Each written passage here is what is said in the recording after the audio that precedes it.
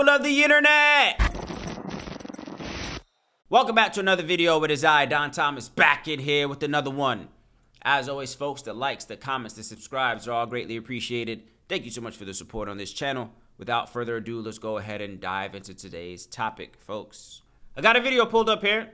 Comes from Fox 5 News, New York, in which they entitled the video, "There's a new dating trend that could leave you alone and confused."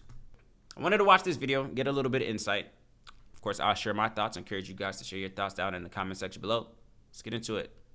All right, when you hear the name Banksy, you probably think about the street artist whose pop-up paintings seem to come out of nowhere. All right, but it's taking on a new meaning when it comes to dating. Fox 5's Jennifer Williams has more on what it means if you're getting Banksy'd in your relationship. New York singles beware. There's a new dating trend that pops out of nowhere. Do you know who Banksy is? No. I've never heard of that. It's an old trick with a new name. It's called Banksying, after the English street artist who is known for thought-provoking public pop-up installations. It's vague and open to multiple interpretations. It just kind of sounds like ghosting. Unlike ghosting, it's not abrupt. Relationship expert Susan Winter likens it to Backpedaling while you breadcrumb into a slow fade. You are exiting the relationship slowly, but not to be held guilty or responsible. It doesn't allow for closure. It doesn't allow for communication. It's the perfect tool for somebody that hates to communicate and hates to be responsible for their part of the relationship. If that trend is getting popular, it should stop immediately because it doesn't make sense, you know? And technology only makes it easier to be an escape artist, as it An creates escape distance. artist. A text means I can craft my answer. I can pretend I didn't understand you. I can take time to think things through, but in real life, we have real emotions that come to the surface and we're more spontaneous. Communication is key if you want to avoid becoming a victim of this toxic behavior. Just ask for clarification. Say, I really haven't talked to you. I don't know what's going on. You can be honest with me. Nobody's bad or wrong. Just communicate. And ultimately, It's a coward's way out. So if this is being done to you and you feel that you have lost the most wonderful person and you're shot at love, please, this is how they communicate. You want to get to conflict resolution. It is never going to happen with this person. I think you should treat people the way that you would want to be treated. on the Upper East Side, Jennifer Williams, Fox 5 News. So there you heard it, folks. Banksying. Of course, the pretense coming from legendary street artist Banksy, who's known for his elusive ways of depicting beautiful, thought-provoking art, but still to this day, we don't know his true identity. So, a new term has been coined, Banksying, which is basically like ghosting, but you slowly become a disappearing act, right? So you start falling back.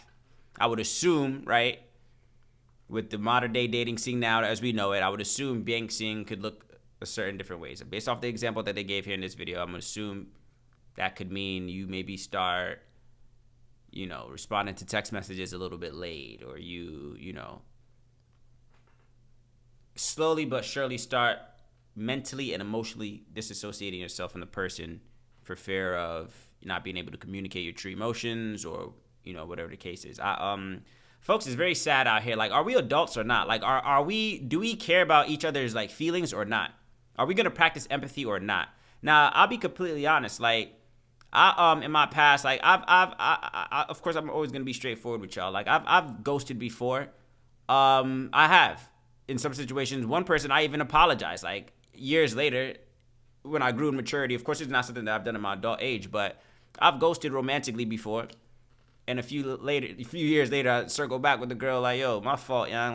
That wasn't cool, and I felt better about it. And it was amicable as well too. It was well received. So it's just at some point, we got to grow up. We got to be mature and practice empathy and be damn it, I want somebody to do that to me. Or just learn how to communicate. Even if you're somebody that's not good with words, find another way to communicate your emotions.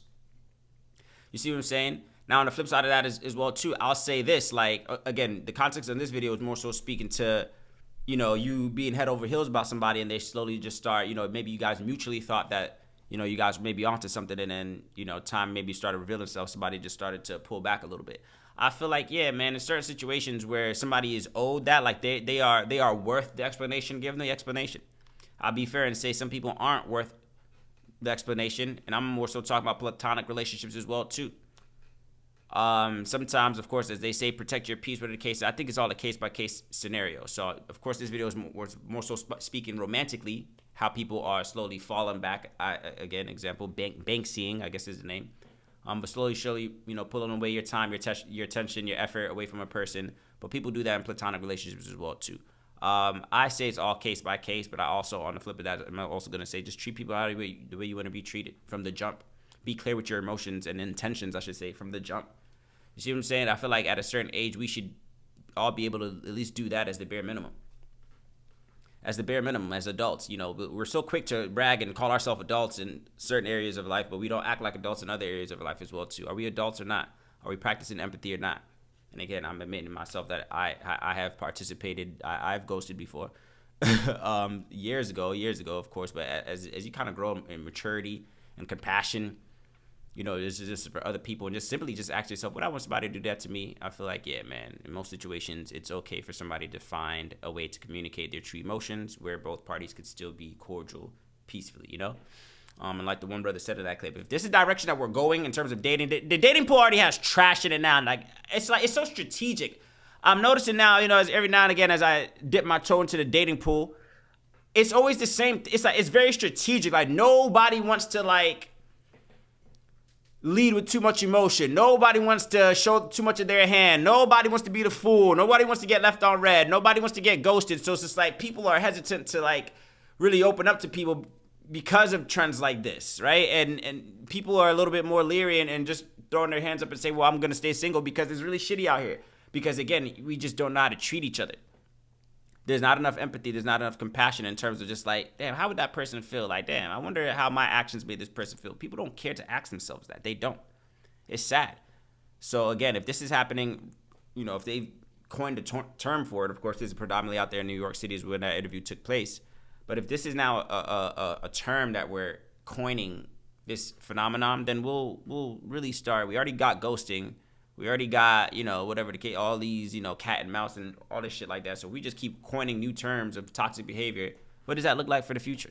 What does that look like for the stability in the institution of just healthy relationships if we're struggling to communicate with each other ethically? Doesn't make any sense to me. Treat people the way you want to be treated. If you can't use your words, find another means to communicate your thoughts and feelings. Very simple. Those are my thoughts. Of course, I want to hear yours down in the comment section below. As always, folks, the likes, the comments, the subscribes are all greatly appreciated. I will catch you guys on the next one.